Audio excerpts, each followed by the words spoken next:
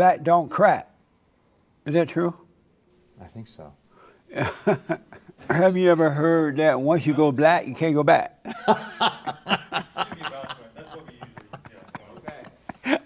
Don't take the risk. I must have heard black don't crack. Yeah, you have to. Right, right. And you have to have heard once you go black, you can't go back. No, I don't think I've ever heard that. Ask your congregation. My congregation's Latino. They know. They do know. Oh, yeah. But that would have to be, once you go brown, you stay around. That's right. Once you go brown, you hang around. Yeah. What happens when you go white? Get back. When you go white, get back. You say good night. That's right. That's amazing. I'm a little confused because I thought only Catholic priests were called father. Well, it's a funny thing. You have priests and you have ministers, right? So all priests are also ministers, but a priest is somebody who celebrates Mass or celebrates the Eucharist, and not all churches do that. Right. How do you feel when people call you father? It depends on who's doing it. Are you like, I'm not old enough to be your father? Yeah, exactly. Well, I thank you for coming. Thank you. I'm happy to be here. Are you called by God to be a priest, or is it something you volunteer to do?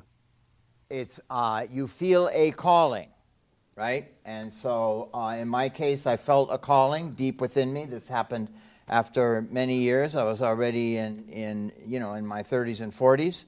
So I'm not presumptuous enough to say that's a call by God, because that's too big and mysterious. Right. I felt a definite calling. It was a call to be of service, It was a call to make connection and to join my spirituality with the spirituality of other people. You could just feel it in your body? Yeah, sure. How old were you at the time when you first felt it? When I was like 15, I wrote a letter to my father saying I thought I wanted to become a man of the cloth, right? But then I forgot all about it. And so it really came back to me after I started being in recovery from alcoholism, about 5 years into recovery. I got the call. I thought I wanted to be a priest. Amazing. And so you've never been married?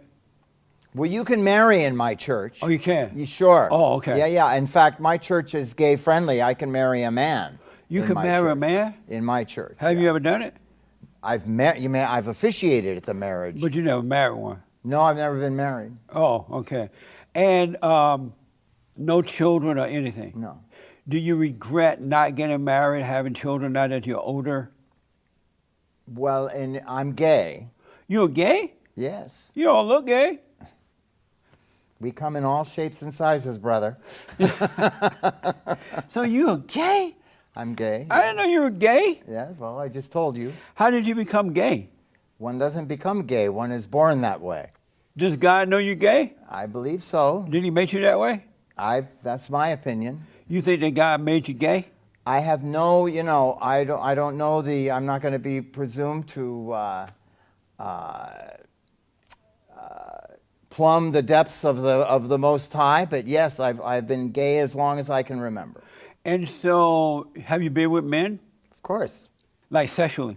Yes. Really? Yes. That's mind-blowing. This is mind-blowing for you? Yeah. Why is that?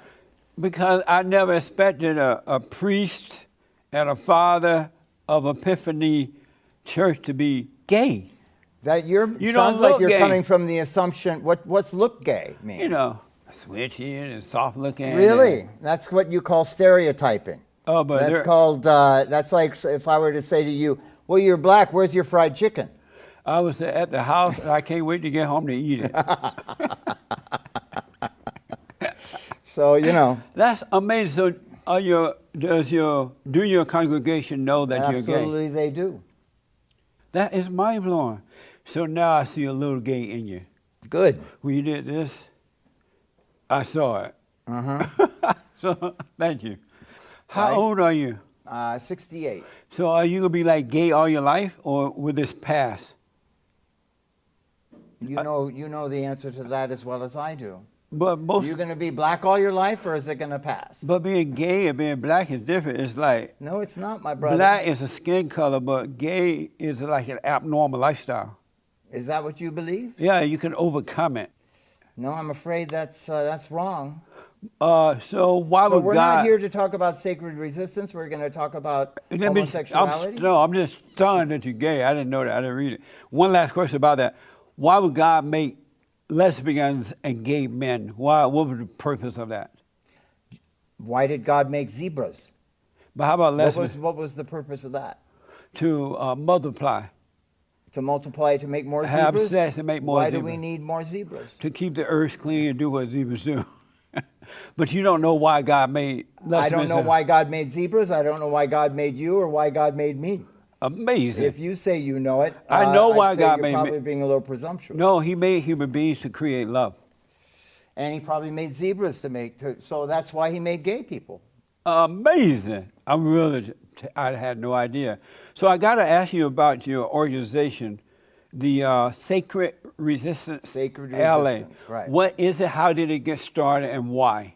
Sacred Resistance began around 2015, 2014 as a response to what was then the Obama administration's we talk a lot about, now about President Trump, Right. but the Obama administration's stance around immigrations and refugees was also very, very bad.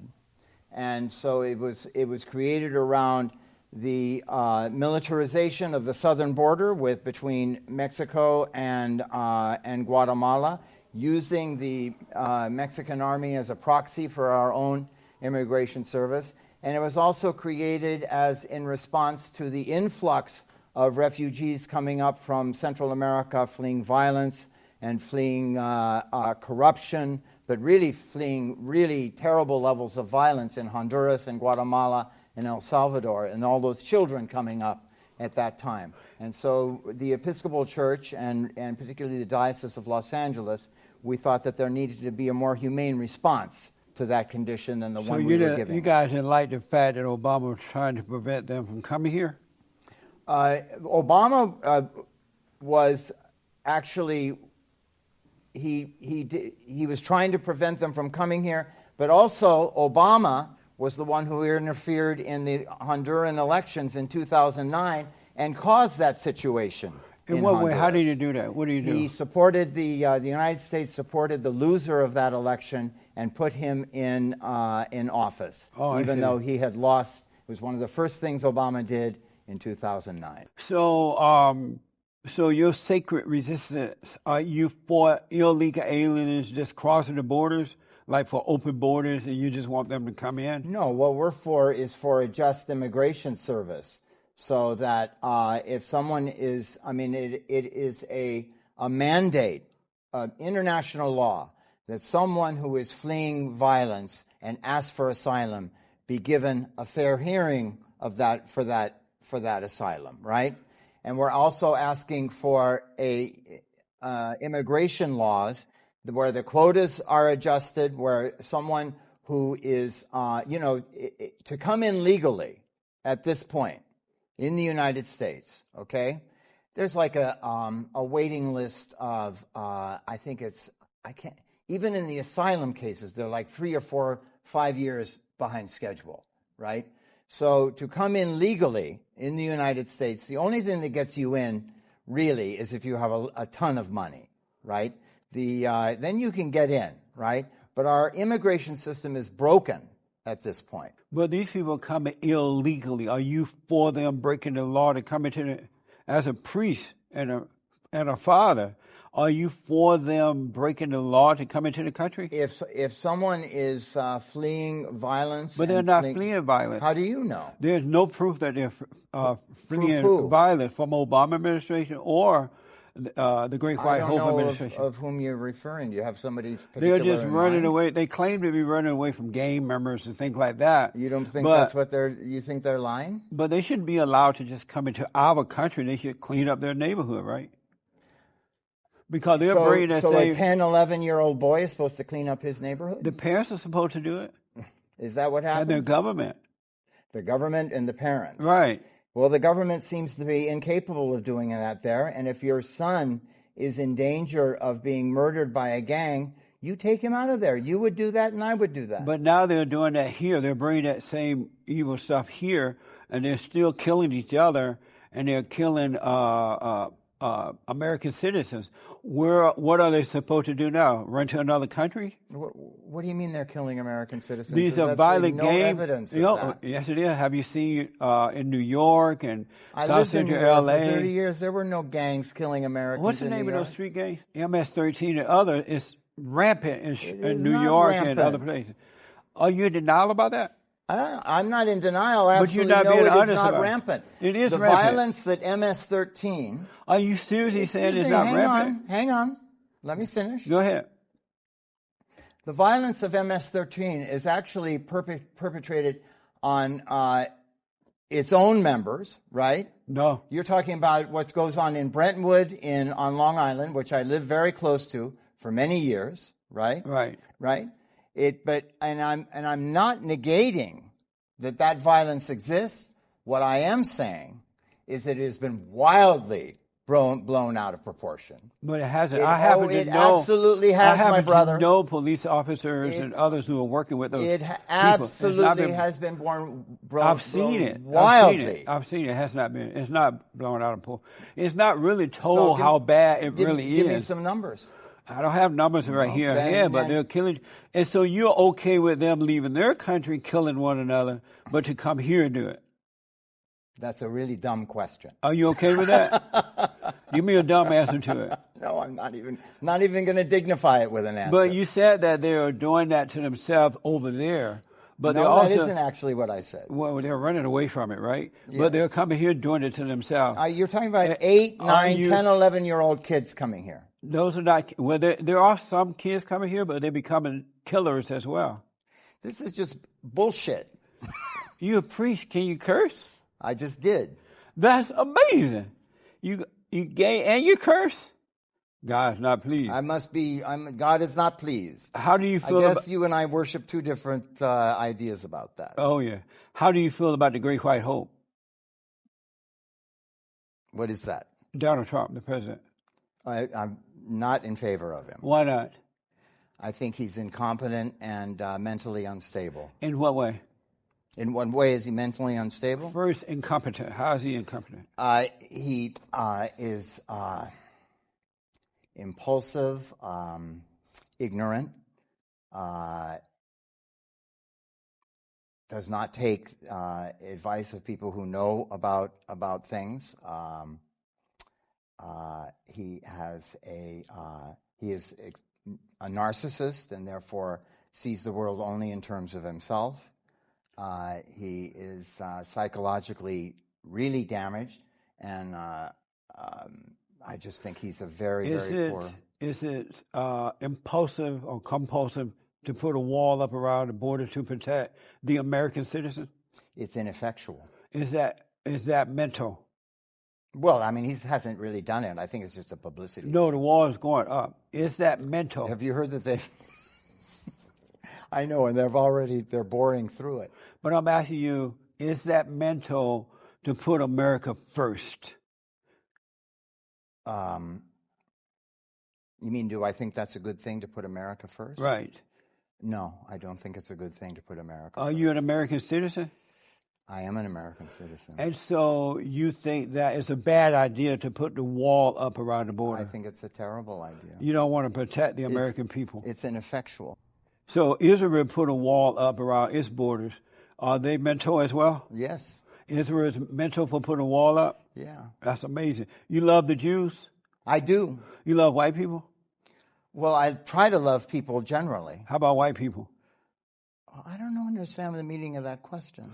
You understood when I asked about the Jews. You said right away, yeah, I love the Jews. No, I didn't say that. What'd you say? I said I like them.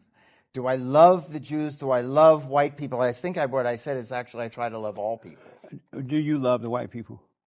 Do I love the white people? Would you have anybody particular in mind? All white people. No, I don't love all white people. And why not? Well, it would depend on the person. Why don't you love all white people? You mean, do I have a kind of blanket feeling of, well, okay, let me put it this way. I guess I love white people the same way I love all people. But why don't you love all people? I just told you I loved all people. No, you said you didn't. All right. How is it possible that you can represent God and not love all people? My brother, I'll see you later. This Where is you a really going? stupid conversation. You about to run? Yeah, I'm going. Don't run. Priests don't run. This priest is leaving. Why? Because it's a stupid conversation. What's stupid about it? We're talking about America. Are you really running? Beta! Beta bell! Amazing. Amazing. Well, that was Tom Carey. First of all, I was shocked he was gay. I didn't know he was gay. I didn't read that in any report. And then I was shocked he admitted it as a priest and think that God did it. I needed to get past that, first of all. And then secondly, I wanted to talk about America. You heard me. You heard what I was asking. But he's gone. If you see Tom Carey, the priest of Epiphany Church, walking down the road, ask him, why did he run from Jesse Lee Peterson?